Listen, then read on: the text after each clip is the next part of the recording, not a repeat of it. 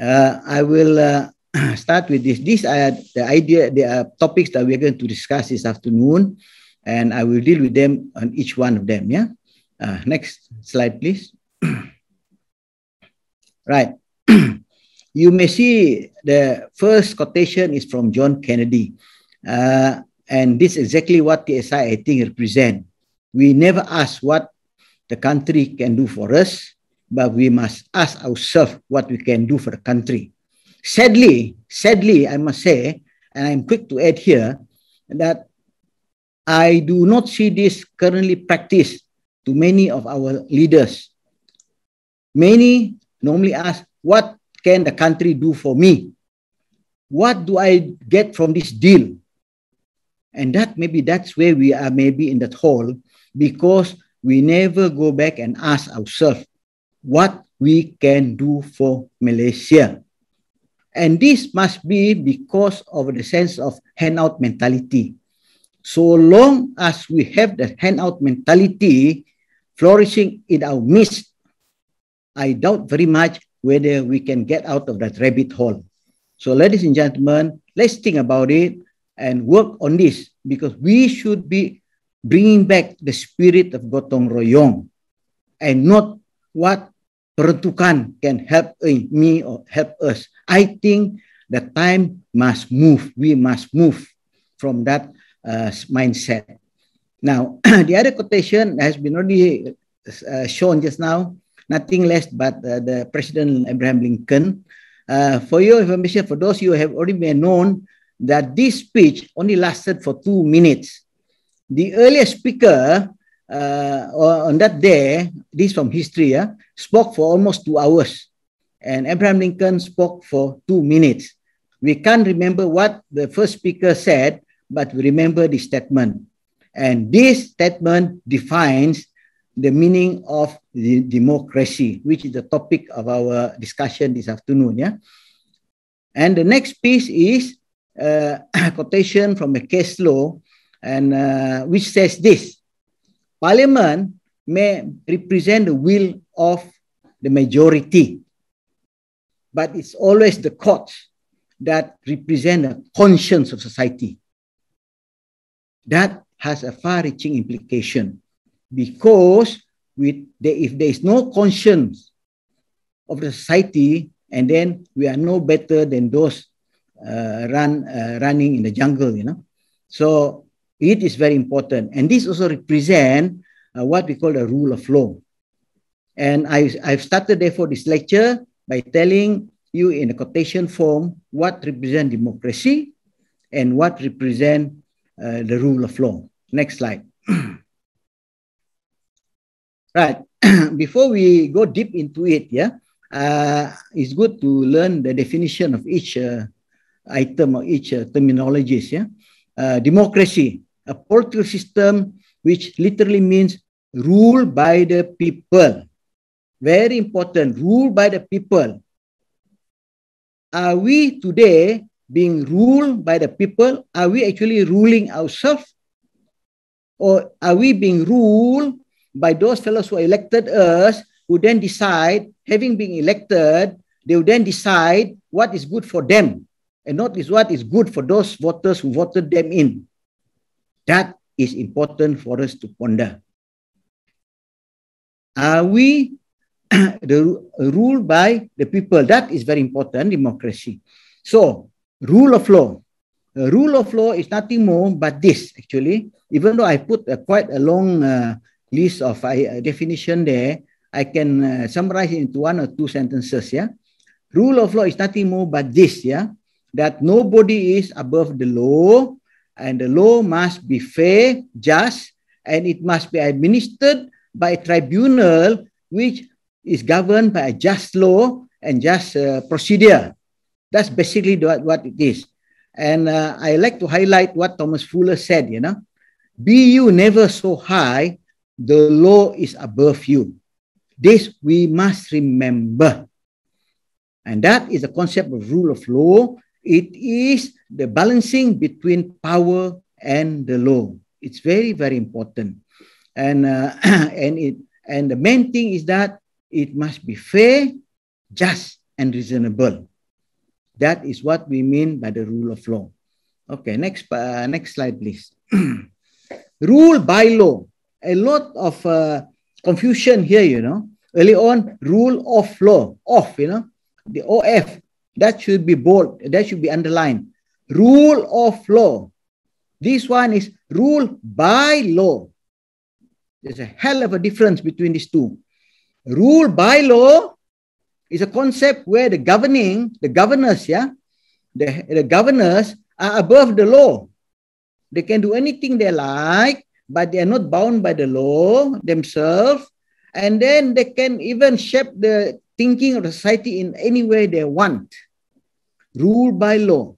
And I can give you a good example of this is during the Nazi time of Germany. That's a very good example of rule by law. Now, if today you may think of it, well, a lot of dictatorial countries under dictator way, it is a rule by law. And this is what, ladies and gentlemen, we must never allow. We must never allow rule by law in Malaysia. Because the day when there's a rule by law, then there is no longer anything to live for. That is important. We are no longer a human being as we should be. Next slide, please. Now, separation of powers. What do you mean by separation of powers? This is a very old phrase by Montesquieu. I'm sure it is known to many, but it's nothing more but the three branches of government. In other words, all the philosophers said is this: for a good government to exist, there must be three branches: legislature, the executive, and the courts or the judiciary. And they all must be distinct. They must be, as much as possible, be independent, even though they may work, sometimes overlap a little bit, but come to the down, when the chips are down, they must be independent of each other. And that is being shown, you know, even in UK recently, when Boris Johnson tried to prorogue House of Commons as he wanted to delay for a Brexit. And the Miller, a lady called Miller, went to court and challenged it. And we could have said immediately that, oh, this is independence of the legislature, immunity from the suit. But the Supreme Court of UK says, no, you are still susceptible to the court when your exercise of your advice to the Queen is wrong. So you can see now that there is a check. That's why check and balance is very important in the government of governing a country. No one branch should control the other two branches. Yeah, and then I have followed that with a quotation from this done by our Sultan, the former king as well, Raja Azan Shah, and he said that a discretion must be controlled. When the discretion is uncontrolled, there will be dictatorship. And that's what he said, that the court, it is where the courts must play its role. And this is actually a reflection of check and balance, of separation of powers. Next slide, please. Now, supremacy of the Constitution. In Malaysia, the Constitution is supreme. It is stated there in Article 4.1 of our federal Constitution. And that was also said by Tun Safian in his book, yeah, The Constitution of Malaysia. Now, what is a Constitution? Actually, a Constitution is nothing more but a fundamental legal document, that have a supreme position compared to other laws of that country. Yeah, so it must, all other laws and all other acts of the authorities must confine to the Constitution. That's how it is. Now, for those maybe for the Christian, those in Christian faith, yeah, we can even say maybe that is the 10 Commandments, equivalent to the 10 Commandments of Moses. So that is basically the Constitution, the supreme law of the land, of which any law which contradicts it will be void. That is the meaning of supremacy of the Constitution. Okay, in England, there is no the issue of supremacy of Constitution because England or UK does not have a written constitution. Okay, next slide, please. Now, basic structure. Of late, this has been a very important topic, especially among lawyers and constitutional lawyers. What do you mean by basic structure in the Constitution? Now, this is like a foundation of the Constitution. We all know that if we want to build a house, we must have the footing done, we must have the foundation, otherwise the house will collapse. That's exactly what a Constitution is actually. There is always the foundation, and we call it the basic structure. What are the basic structure of a Constitution? Normally, these are the best elements of it, There must be a separation of powers. There cannot be a law to remove the separation of power from the Constitution. Fundamental liberties, from Article 5 to Article 13 of our Federal Constitution. If there is a law passed tomorrow that there shall be no right to property, that will be against the basic structure of the Constitution, because that is one of the main fundamental liberties in the Constitution. Now, election as well. If you look at the Constitution, there's a provision, whole series of articles there on election process and election procedure. So if tomorrow Parliament decide to remove that as well, that will not survive. It can be challenged, that of being unconstitutional, because again, it's trying to kill the basic structure of the Constitution. And similarly, with independence of the judiciary, if there is a law tomorrow, next day to say that, the judiciary shall take command from the Prime Minister or take command from Parliament, you can go to court and challenge it and says it is against the Constitution because it's against the fundamental or against the basic structure of the Constitution. And so is the rule of law. If tomorrow somebody says that there shall be no more right of hearing for anybody accused of crime and so forth, now you can challenge it as well for being against the concept of rule of law.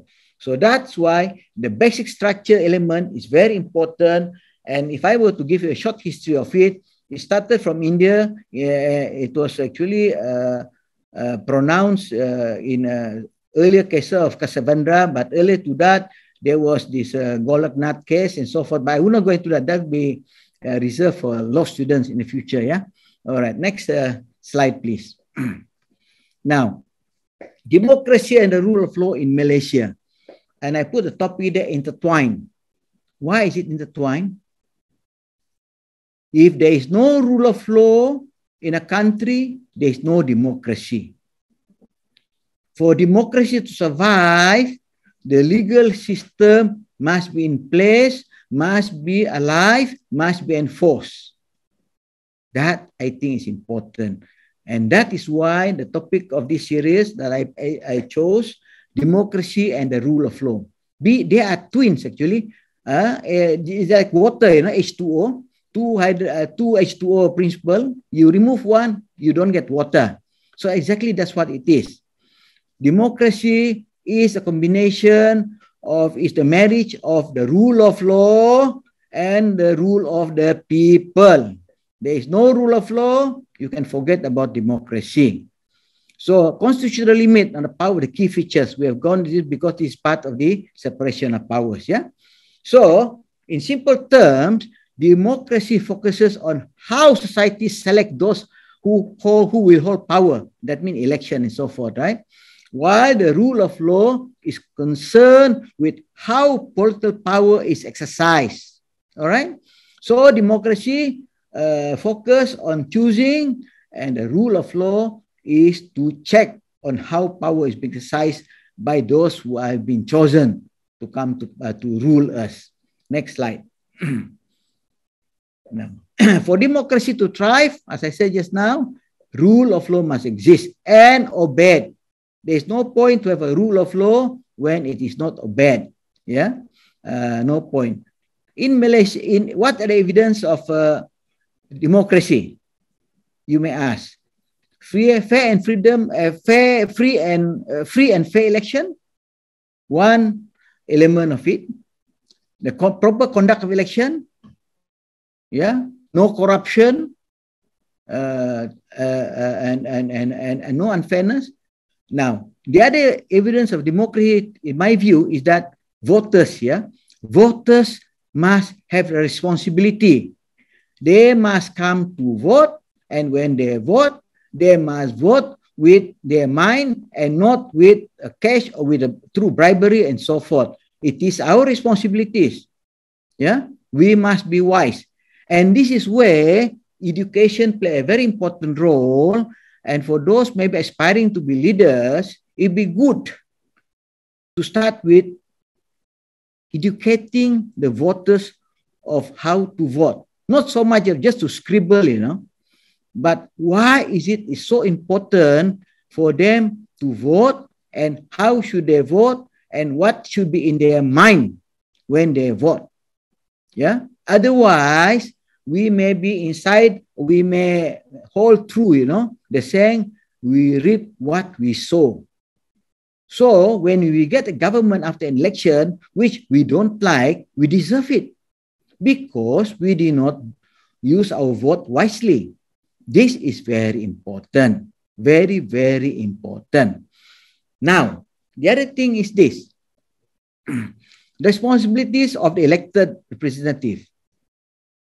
I'm sure most of you might be wondering, what is this? And this is where the YBs, they have an obligation and responsibilities. It is not a career for them. It is not an opportunity for them to make money or to be somebody. They are the servant of the people. They are supposed to serve. If you want to live ruled by the people, they are just our spokespersons, Unfortunately, sometimes after being elected, they take the mantle of being godly, that God has sent them down to rule over us. That, I think, is a mistake by the voters themselves. So, obligation of elected representative, very, very important. And the reason I think most of the problem nowadays arising from our process of jumping here and there is this, we don't have the concept of recalling elections. If we have the concept of the principle of recalling of elected representative elections, that'd be good. In other words, if there are, say, 50% or so of the voters of the constituency are not happy with the YB, and then they change the party, we can petition so that a fresh election is being held. If that is allowed, I think we can have a good YBs, and not those that we are seeing, some that we are seeing. Okay, that is how it is. Responsible YBs. Sadly, I must say, during election time, they say we are all equal, everything equal. I will fight for you. After election, when they elected, they bring in the animal farm rules, animal farms rule. If you read that animal farm book, all animals are equal, but some are more equal. We must not allow that. And that's why I'm saying that elected representatives, they must be told directly or indirectly or whatever, that they have obligations to the voters. They got obligation to the people who voted them in. As soon as they get voted, they do not become kings or rulers or untouchable. No. They are answerable to us, to you and me as voters. Remember that, And I'm sure many of you, especially from those from Bau area, remember this name of Sinium, Bian Anak Mutit. This happened only in 1982. And if I may say that this is a case of where the guy was made to sign a certain resignation letter and so forth. If he cross over, he doesn't listen to the party. And of course, they went to court. And of course, there, it was declared as illegal, the transaction. But the thing that I want to show is this, there was a strong confidence expressed by the court at the time, no less than Saleh Abbas, to say that maybe we can forgive the YB at the time because education-wise may be a bit low. And he was hoping that one day, when there are so many educated leaders already, nothing jumping, nothing of this crossover, the YBs will be more honorable. We will see that later, yeah. So, but unfortunately as well, that confidence of the judge in Sinium was undermined by the Nordin Saleh, I must say. Because in Nordin Saleh, the court again says, oh, but there's a freedom of association. More or less telling, oh, YB, you can move from from party A to party B, because that's your freedom of choice. But we forget this, you know. When we put him on party A, we agreed that he must be there to speak for us, not through party B. That is the difference, I think, of freedom of association here. And this is one thing that has been missed by many. They think that they have a freedom of association, they can move from A to B. No, you were voted to represent A. Stay there. If you want to move to B, get out and stand for another election where the people will vote you in party B. That's how it should be. That's how the game should be played. All right. Next slide. This is the quotation from the judge, you know, and I would like to read this. And this is what the judge said. But it is comforting, he said, to note now that with the passage of time and the spread of education, many young people, both young and women, with better academic and professional qualifications, driven by personal conviction and dedication, rather than by opportunity to earn a living and be in the corridor of powers, are entering the political arena. It is expected that the standard of politics will increase more and more. We therefore hope that the court will be spared the duty of having to decide similar cases in the future. With all due respect, I think the judge has put his confidence too high. The more educated our YBs nowadays, they seem to be losing their principles. That's a sad thing, isn't it? So the judge was professing here, but obviously his prophecy may have not come to fruition. Yeah, sadly. Next. A rule of law and democracy intertwined. I'm still here. Yeah? Observance of the rule of law, especially separation of powers, check and balance. We have discussed that earlier on. Free of corruption in all forms. This is important. Start with what is right rather than what is acceptable. I think our problem here also is this. We do not start what is right. We only look at what is acceptable. Now, if we have that mindset, then corruption will never go from this country. Now, institution must be neutral. It must never be used by one party against another party or one group against another group. It should be neutral. It should be the servant of all. It should be serving everybody. That's how it is, free from political interference. It is not that when I'm in control, I'm in power, I can use the institution, the enforcement agencies to bully the other side. I think that is wrong. That would be against the concept of the rule of law. Yeah, fundamental liberties, freedom, sanctity of the Constitution must be observed. We must follow the Constitution. Yeah, the people's right must be considered. Yeah, without discrimination on any ground. This should be the element of the rule of law. Application of fair and just law by a fair and just tribunal. In other words, the courts must also be free, must also be neutral, must also be fair, and must also be just. These are elements and these are observances of the rule of law. This is how we observe the rule of law.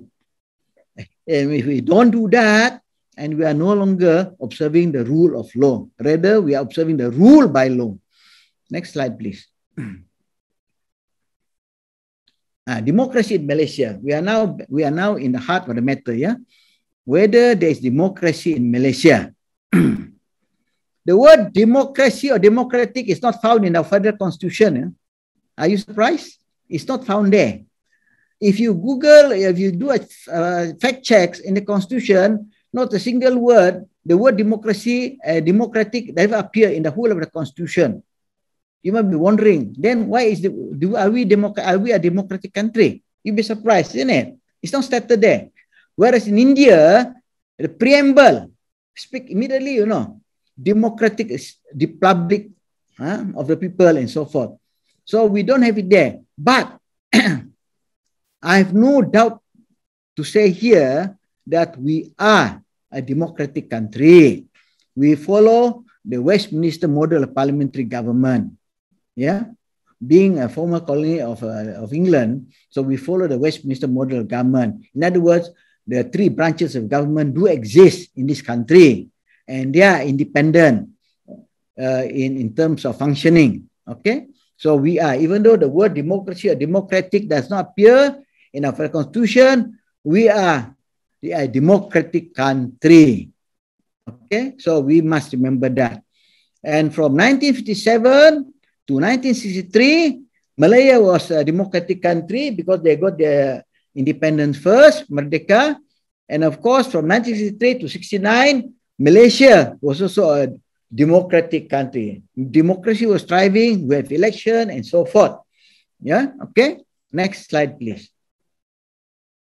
Now, in 69, why did I stop 69 just now? Because in 1969, the late Tun Dr. Ismail, he was the Deputy Prime Minister then, subsequently after Tunku resigned, he went into on TV and radio, you know, to address the nation.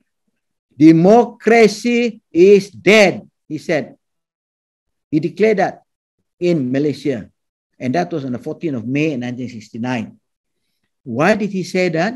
Of course, we all know that there was the May 69, May 13 incident. And therefore, everything was suspended. And therefore, democracy stops.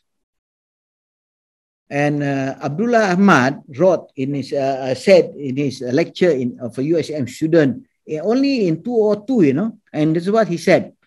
But even though Tun Ismail said that the democracy is dead in 1969, this is what he said. At that time, he said, but democracy did not truly die, he said. Did not die. It went into ICU. Say ICU, did not die. So 18 months, yeah, we were governed by under emergency.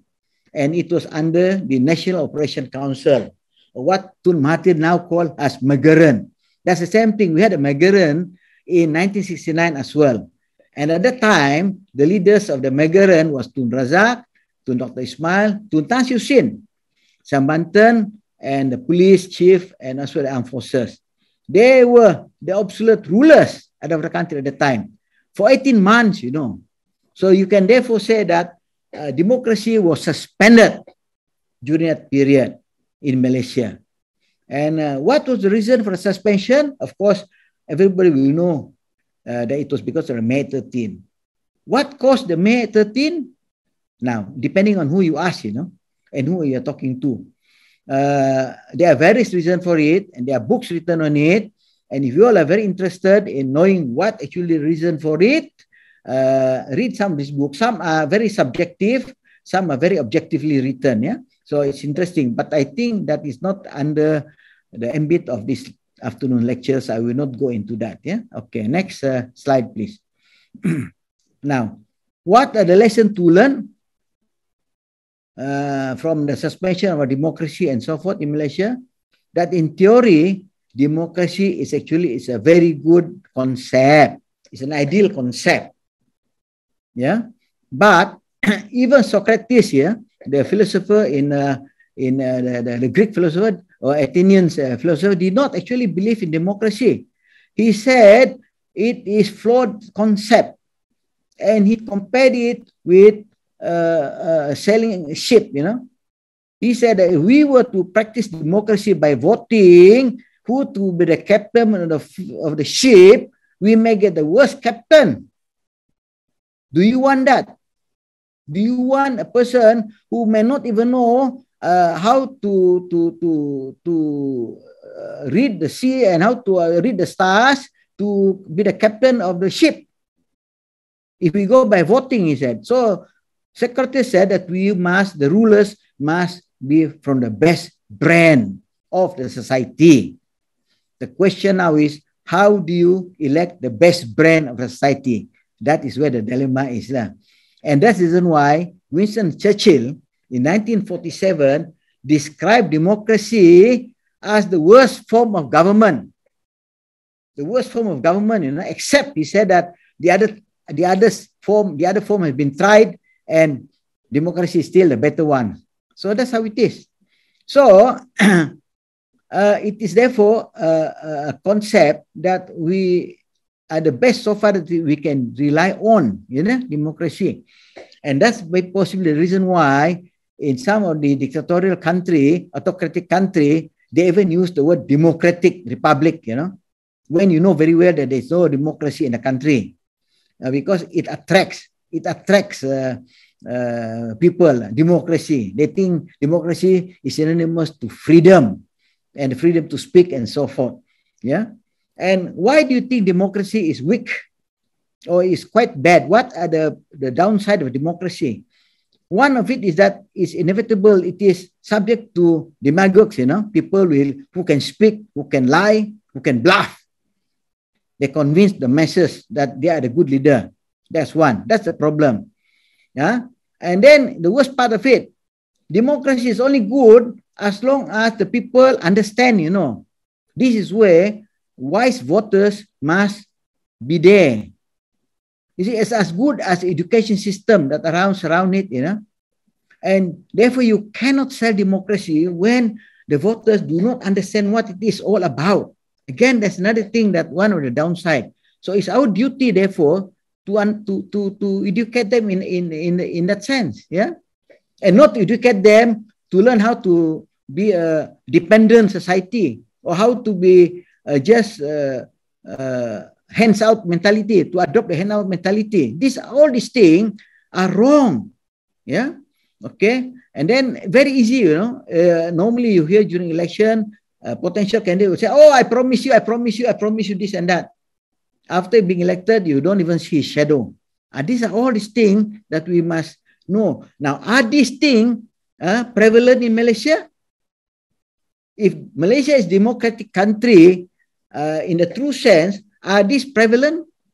The downside of democracy? If so, it is our duty to ensure that these downsides are eradicated. Yeah. So I just hope that those who are interested to become leaders of tomorrow take note of all this, that this must not be allowed. All right. Next slide, please. Now, as I said, what's the option in Malaysia? We got to do whatever it is. And I've put in the slide here, as long as we are conscious that democracy is our responsibility and it should not be taken for granted. In other words, the downside of democracy, we must be aware of, we must keep it in checks. Yeah, we must not allow those downsides to flourish. And it is our responsibility as voters, as citizens of this country, to stop the nonsense, from creeping in. Democracy needs to be nurtured. It doesn't grow by itself. It needs to be fertilized. It needs to be protected. It needs to be respected. Yeah. And it's only through the leaders and the voters. Yeah. We can nurture, we can respect, we can protect democracy as voters if we do our role as voters, so that the elected representative, those elected person that we put in up there, will follow what the democratic process will follow, what is the desire of the people, not what they desire. That is very bad. If they are the one that desire what they want, and then all of us voters are just group of, if I may use the word, group of idiots. Okay. Now, this is a multiracial country. Malaysia is a multiracial country, multi-religious, multicultural. So the responsibility to safeguard democracy is harder, because there will be tension. There will be conflicting interests. There will be competing interests. All these things need to be safeguarded. We must be conscious of all this. And we must not allow one to overtake the others or to swallow the others. That's very important. And then we keep on renewing our our model, democratic model, you know. Sometimes we cannot apt the Western model of democracy because their standard of thinking may be different from us. So it's very, very important that we don't simply apt whatever the West will do. Okay? Now, the civil society also play a very important role. If the civil society do their role in checking that the democracy survive in this country, and they must do their part. For instance, like Bersih, I know they've been saying this and that, but it's very, very important, I think, that we must educate our voters. They must vote for they must vote in the right people.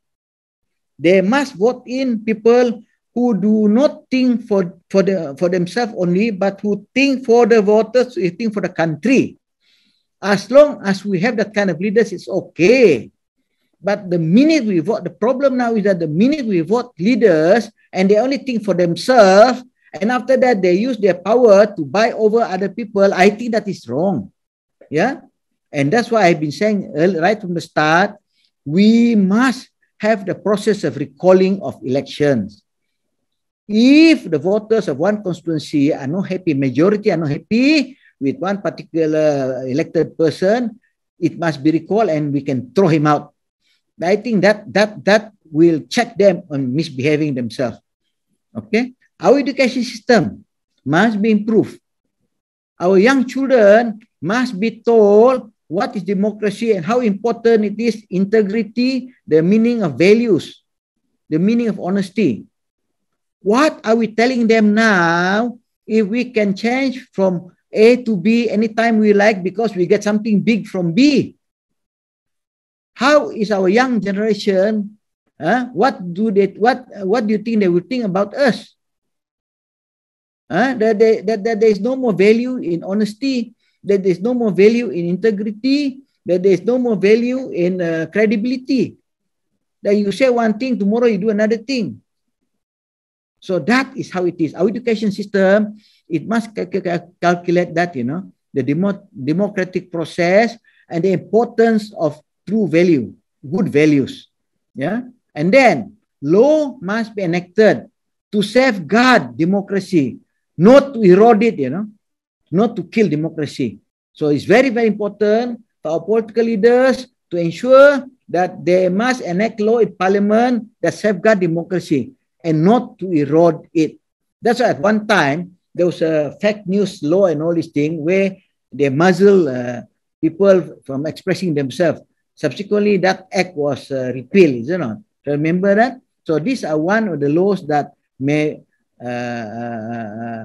muzzle democracy. Next slide, please. Okay. The rule of law in Malaysia. Is there a rule of law in Malaysia? Yes. I would dare to say this, not only as ordinary man, but having sat on the bench in the court before as a judge, I dare to say there is a rule of law in Malaysia. It may not be as robust as some people want to see, but it depending again, we must never compare our situation with some other countries, you know. We must think of the needs of the country at the same time. So this is a question here sometimes of private interest versus public interest. These are very, very important to consider when doing justice. Now, the courts in Malaysia, as an example that the rule of law exists in Malaysia, yeah, the courts have actually even ruled that certain law, legislation passed by parliament was declared to be an unconstitutional and struck down, you know. So if there is no rule of law in Malaysia, the court wouldn't have been able to do all that. That shows that there is a separation of powers in this country, and that the constitution is well and alive, and there is a supremacy of the constitution, and there is the independence of each branch of the government. So this case, there are cases decided by the court to effect.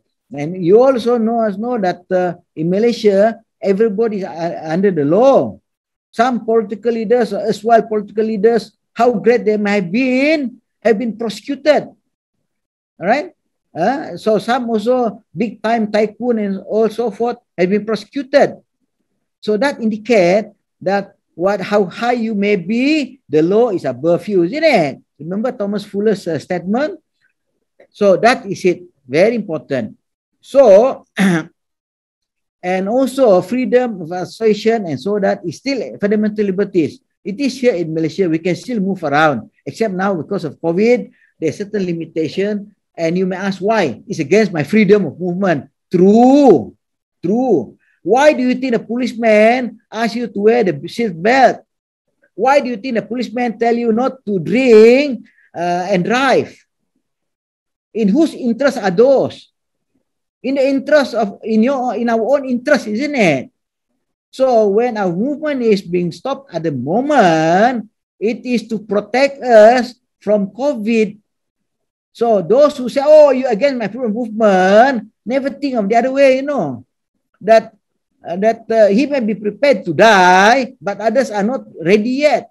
And therefore, do not think of the others, do not think of yourself only.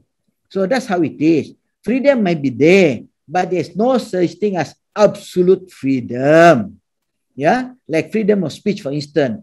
You are not obliged, you are not at liberty to go around and spread malicious remarks, defamatory remarks on another person. Yeah, so that's how it is. Freedom, yes, but there must be limitation as well. And that's the reason why, if you look at even though in the federal constitution, we have all the fundamental liberties, there are limitations put in place.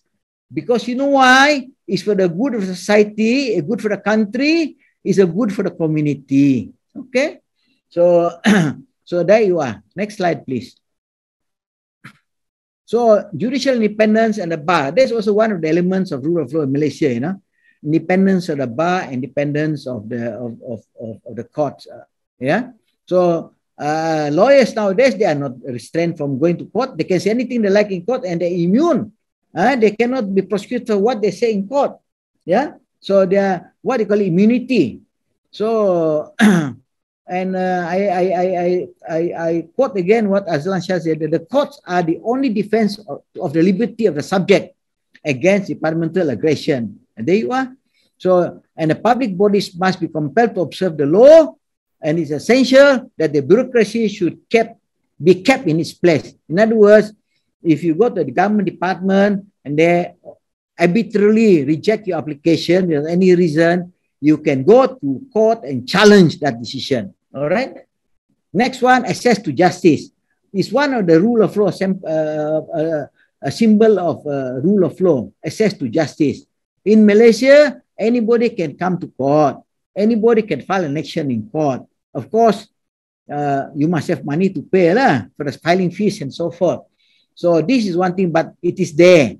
It might not be as extensive as in other countries where legal aid is provided for, but it is there available. If you have the means and you're really determined to do it, you can come to court. In fact, even the poor can do under a pauper's rule, you know. Even paupers under a pauper's legislation, you can go to court as well, going through that area, but we shall not go deep into that. We leave that to the lawyers to deal with. Now, election petitioning. Even after every election, you can go to court to challenge the election of so and so. So again, that represents, that symbolizes that the rule of law well and alive in Malaysia. Okay, judicial review, yeah, and the writ of habeas corpus. All these are available in this country. So again, I must say that these are what we call signs that the rule of law is alive, is breathing in this country. Next slide, please. Now, I will go quickly onto the impact of COVID-19, yeah, because we are talking about the rule of law and democracy.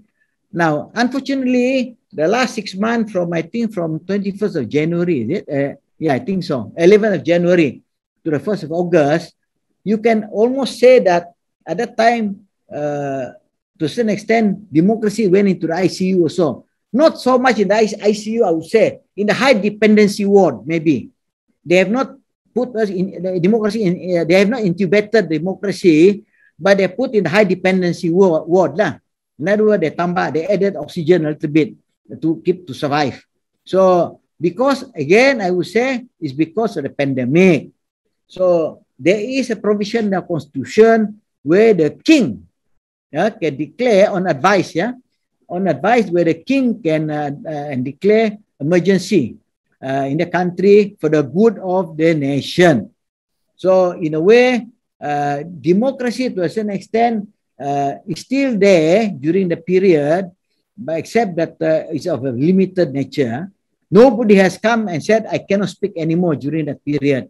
In fact, everybody have, there is still a freedom of speech. You can still move around where necessary and so forth. So I would say maybe that during this period, democracy was not in ICU, but in the high dependency ward. Okay, I will compare that because that's how the pandemic is being treated. Next slide, please.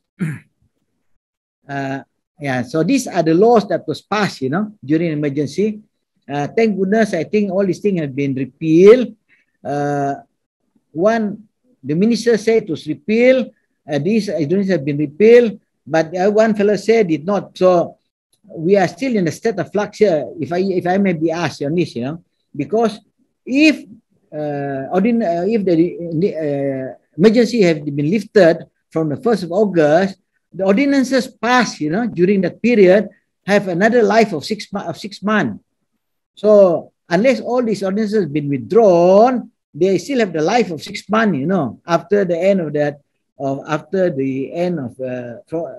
from 31st of July. After the end of the emergency, these ordinances passed during the emergency has a life itself for another 6 months. So we have to get this thing cleared. Hopefully, our new Prime Minister will be able to address this, unless, of course, they accept the fact that emergency and all the ordinances have been withdrawn, which I think has not been, because that day they only say at the end of the emergency, but I do not know whether they have terminated all these ordinances. If not, it has still got a life of its own. And if it has a life of its own, the fact ordinance is still there. Be careful. And then if there is a need to take your property for emergency purposes, you cannot challenge the remuneration or the compensation payable to you and so forth. All right. So these are the effect of the emergency that was imposed recently. Next slide, please. Now, and then to suspend the sitting. It also suspended the sitting of Parliament and so forth. Protect government. Okay. Next slide, please. I will not go into this one. Next slide, please. All right. Emergency. So I would say this, was it really necessary? Or was it a political convenience of those in power? I will not answer this question. You are the judge for this, But I just want to pinpoint out that whether the recent emergency was really necessary or not, whether it helped or not in the checking of the spread of COVID. Did it help? Did COVID go down? Was there less death? Was there less hospitalization? These are the questions that we must ask. Which other countries use emergency to fight the COVID? Now for you, ladies and gentlemen, you be the judge on this. Okay, next slide, please. The challenges of and the future of democracy in Malaysia. And I will leave with you all with the food of thought, This is what Mandela said. Mandela was quoted just now during the slides, But I will say this. Remember just now I said earlier that one way to maintain democracy and the rule of law in this country is through education. It's very, very important to educate our young, to maintain our standard of education, and also to educate our voters. Because to destroy a country, according to Mandela, you don't need an atomic bomb. All you need is to destroy the education system. You destroy the education system, you destroy the country. Because if cheating is allowed in education system, you produce doctors who may not be able to treat you. You produce pilots who may not know how to fly the aeroplane. You may produce engineers who do not know how to construct a bridge or a road. You produce lawyers who do not know how to appear in court, who doesn't understand the law, but they call themselves lawyers. So there you are. Education is very important. If democracy and the rule of law is to survive in this country, we must maintain a high standard of education, our education. We cannot allow education to be abused and to be eroded for political ends or for the benefit of some. I think that be completely wrong. Education must be the supreme desire for us to maintain the standard. We must make our younger generation, we must teach them how to think. The danger nowadays is there are a lot of spoon feeding in our school, if I may say, that I see, I may be wrong.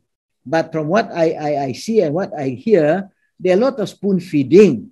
So we must start working on students who thinks, who knows how to start, who has initiatives and so forth. This is very important. So we need to educate our voters of their rights and responsibilities. This is very important. Their right is not subservient to the right of the YB, yeah? And their responsibilities is to vote the right people, and not because they've been bribed or whatever. They have been promised and so forth. As long as we only think of ourselves and we don't think of the greater good of the public, I think our democracy and the rule of law will be in danger. So this is what we think. Now, check, as I said earlier on, yeah, we have to check this culture of crossing over. The culture of crossing over will undermine democratic system, will undermine the rule of law in this country. I may be saying it today, but if this culture continues, I fear that soon the democracy and the rule of law in this country may be history. This is very, very important, because the culture of crossing over breeds what? Greed. It breeds corruption. It breeds, it leads to decay of values, human values. It erodes honesty, erodes integrity, and what have you. And it will teach the younger generation the worst part of human side.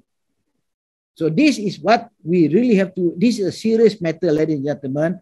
We must consider what we call the recall process.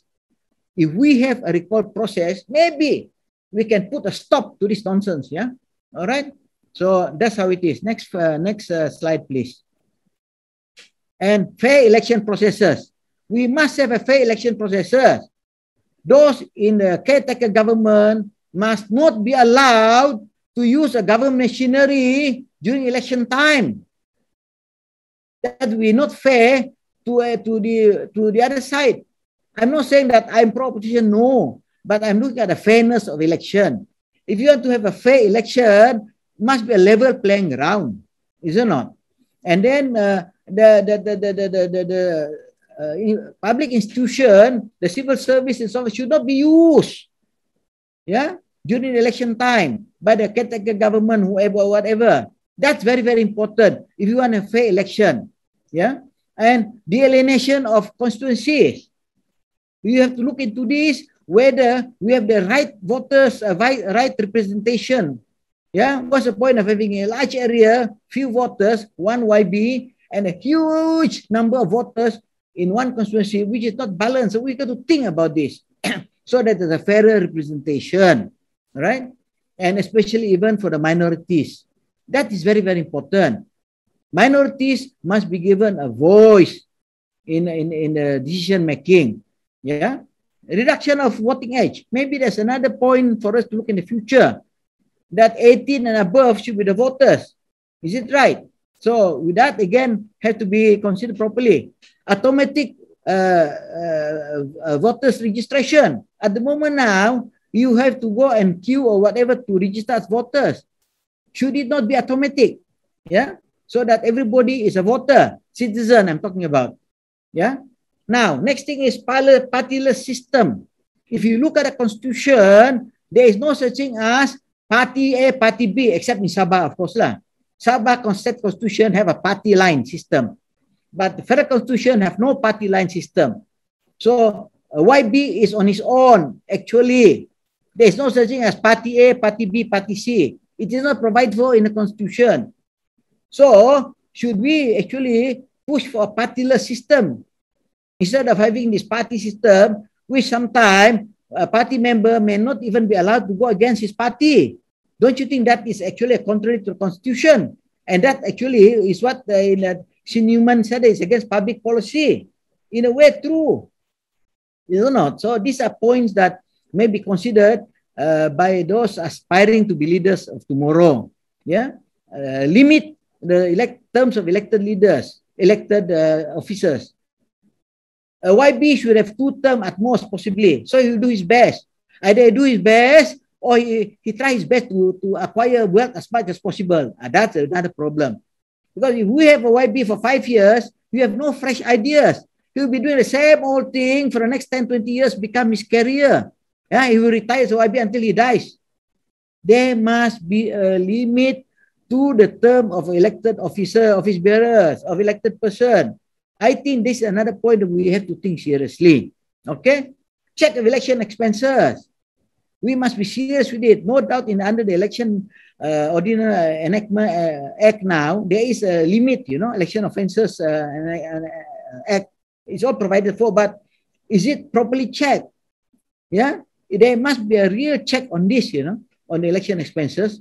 That's why you hear people, they can buy voters and all these things. We must have that system if rule of law and democracy is to survive in this country.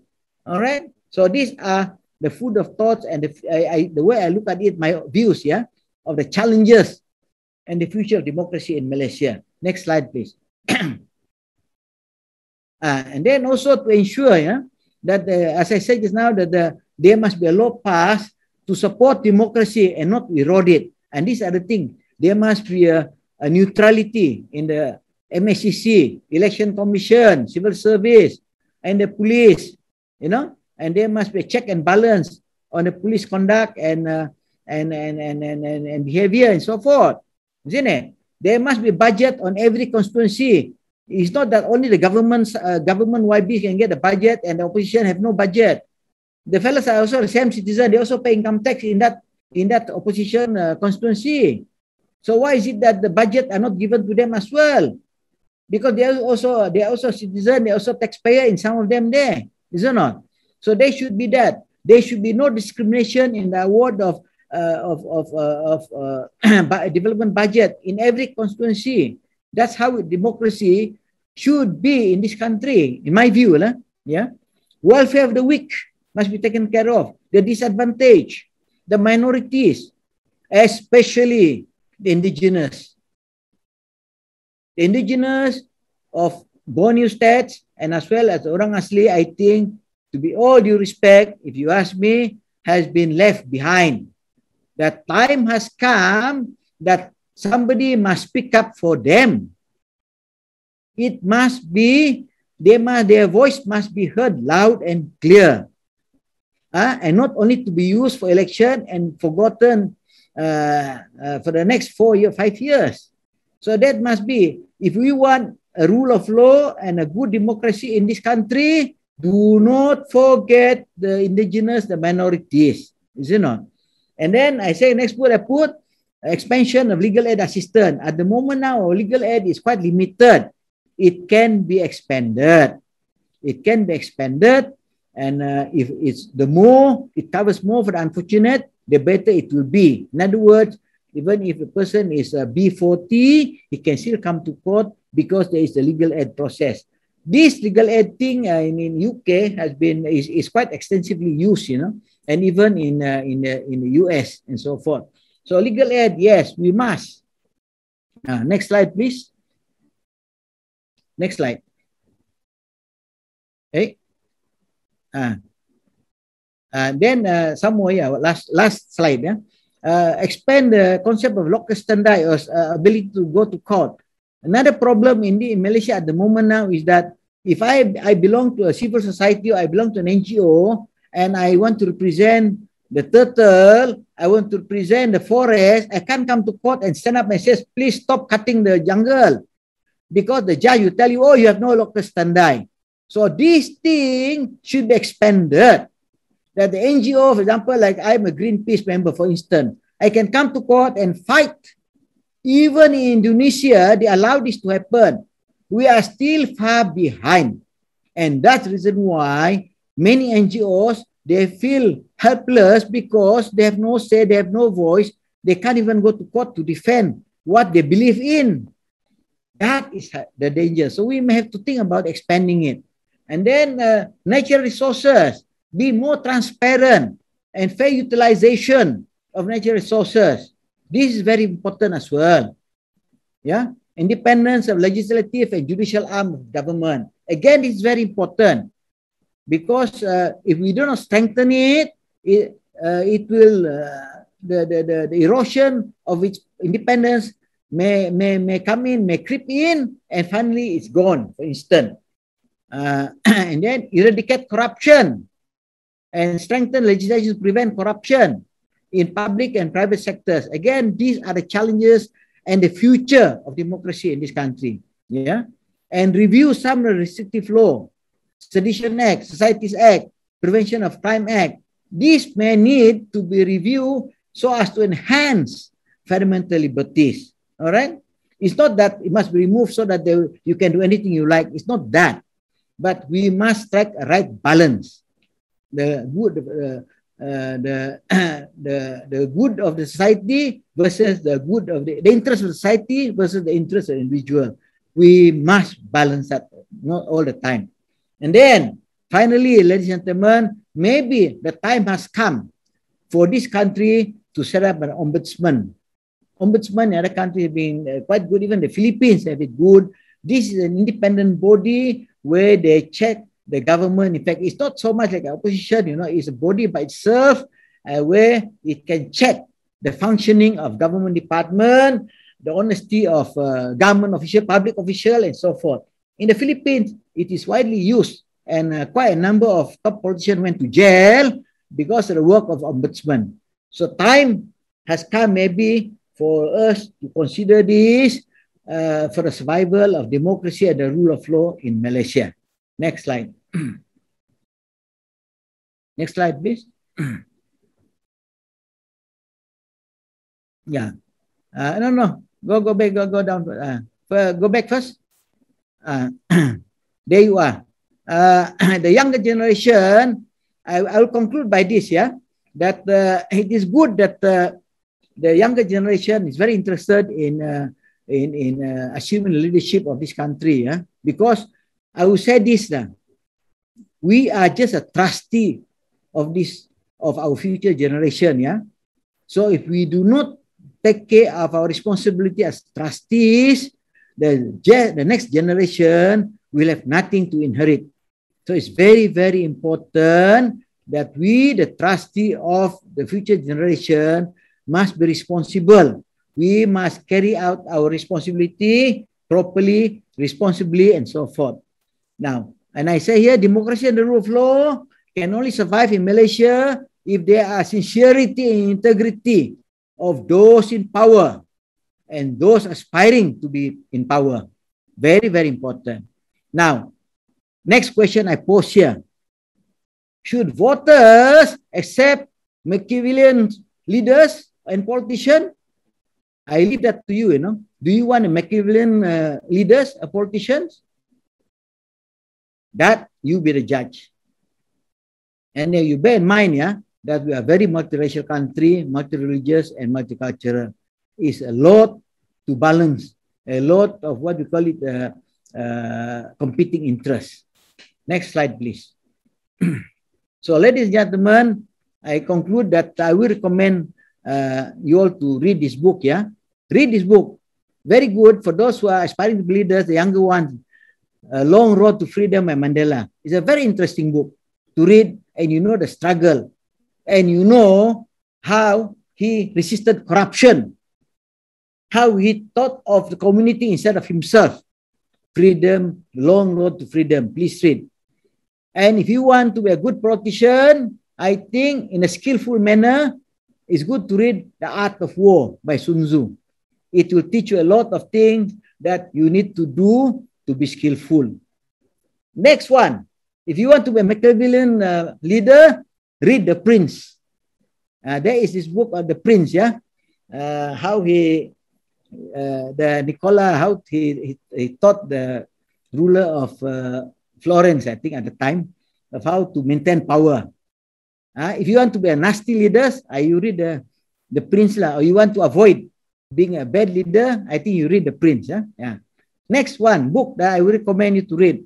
No Rule of Law, No Democracy. It's a new book, yeah, by Christina Nicholas Q. It's a very interesting book. And that's why I finished reading this book quite a while ago and said, if there is no rule in the country, you can forget about democracy. That's what she said. And the highlight of her book is this, because of corruption, because of attitude of political leaders nowadays, he said. That they are greedy for power, they have forgotten about the rule of the people, ruled by the people. And finally, you also must read the book by Shah Salim Faruqi, and I'm sure he has given you a lecture, The Document of Destiny. It's a very interesting book. This article he wrote about the Constitution. So if you want to know more about the Federal Constitution, what are inside there, read this book, Document of Destiny. All right. With that, ladies and gentlemen, thank you very much for listening to me. I know I spent about an hour or so, but I'll be happy to take your question. Thank you very much.